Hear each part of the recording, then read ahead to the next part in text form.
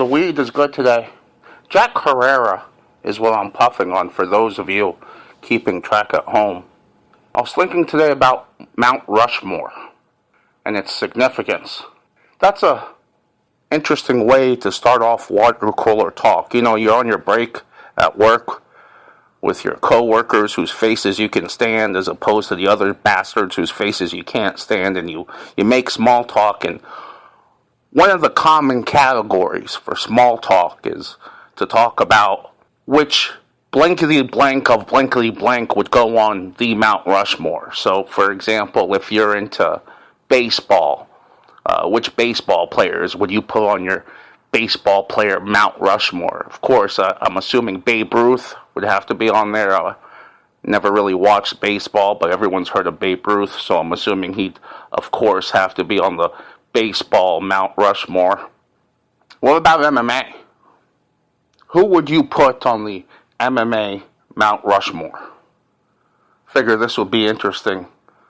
Water cooler talk. I just started Taz Bitter MMA. I'm asking you to subscribe and help me grow the channel because all the other MMA programs, the good bulk of them all, freaking suck. And I think I could do a better job than all these bastards. First person I would put on the MMA Mount Rushmore, just talked about him in my first video, would have to be Joe Rogan. Unquestionably. 4 slots, he gets one of the 4. I mean, you can't have a calculus Mount Rushmore without the person who taught the most people calculus. You can't have an MMA Mount Rushmore without the person that brought MMA into the most homes and broke it down to a language where people could understand and appreciate and envy. That has to be Joe Rogan. He's immortalized in my MMA Mount Rushmore, which will be the only MMA Mount Rushmore that's significant because this is going to be the #1 podcast of MMA that's significant. So you got Joe Rogan. Second person I'm putting up on the MMA Mount Rushmore, and I thought about this because this person was busted for PEDs, but you have to let that go, and when I tell you why, I'm sure the bulk of you are going to agree with me that you have to let that go. The second person have to be Royce Gracie. I remember watching Royce Gracie. I'm assuming what I went through is the same thing millions of other MMA fans went through.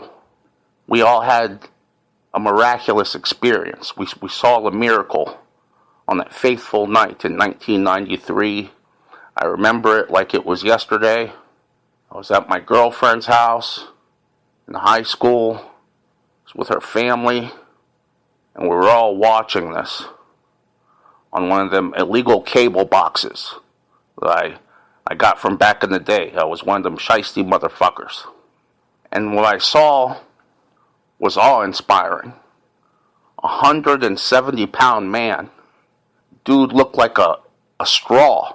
A literal straw next to these people. The straw that you drink from. Like from your fucking, the sippy cup. He looked like a sippy cup straw.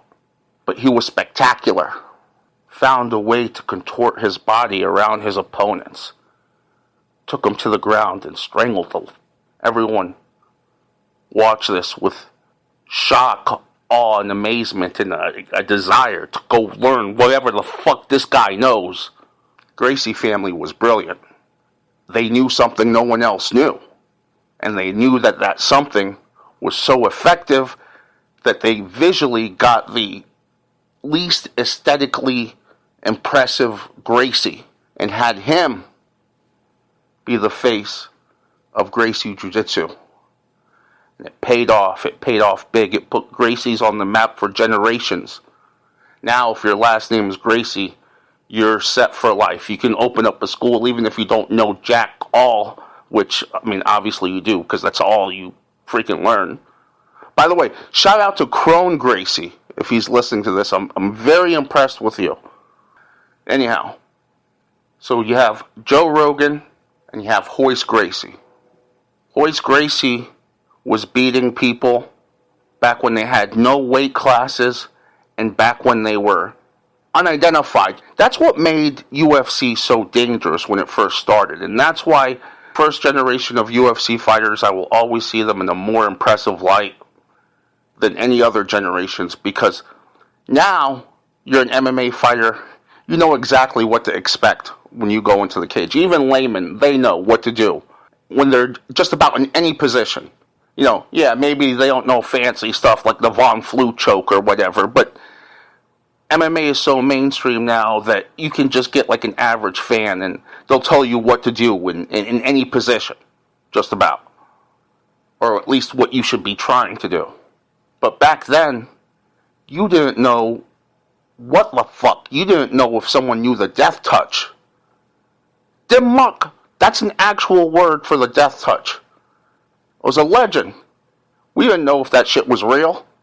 I remember I was so into fighting back then, I would just interview people that were doing all types of martial arts that you wouldn't even find impressive. I would interview sumo wrestlers, just looking for any type of like combat knowledge that would have made me more of a badass back then.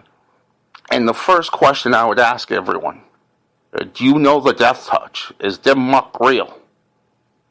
And the people that would give me answers usually all involved the military. Like, if you want to learn the death touch, learn to fight in the military. Don't learn from martial arts. The second piece of wisdom I got was ironically from a sumo wrestler. I asked him about dim muck, and he looked at me. He goes, anything is dim muck, if done right. And I had a real Mr. Miyagi moment. You might be wondering, hey Taz, you've only named 2 people on your Mount Rushmore. Who's the other 2? The other 2 was up to you. I'm surveying you. I have thoughts. You know, I'm sure if I were to ask Joe Rogan who should be on there, he would say Dana White. Without Dana White, this would not be possible. I'm not feeling Dana White. It could just be because he's a promoter, and I'm just naturally, what's the word that I'm looking for? It's going to be a damn word I can't pronounce, so forget it. It's just, I'm repelled to pick a promoter to put him on the Mount Rushmore of MMA. I don't know. That's why I'm coming to you guys. Do you think Dana White should have the 3rd slot? And if so, who gets the 4th slot? Usually, depending on the type of website you're listening to my program on, when someone makes a comment, other people can like rate up their comments or lower it down. So if someone says a name that they should be on the Mount Rushmore and you guys like it, you can go ahead and inflate it. And if you don't like it, you can leave a derogatory response to the poster, and then the people can inflate that comment, the derogatory comment. You know what I'm saying? So, without further ado, what I'd like for you guys to do is to list the other 2 people that should be on the Mount Rushmore. And then, I don't know, maybe I'll do something, you know, make like a background, like an actual... Is there an artist? Maybe someone can contact me, and once we figure out who goes on the MMA Mount Rushmore, yeah, we'll do a whole thing, and then we'll have like MMA Mount Rushmore Day or something. I don't know.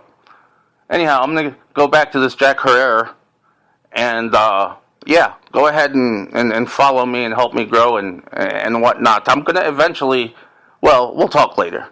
All right, peace.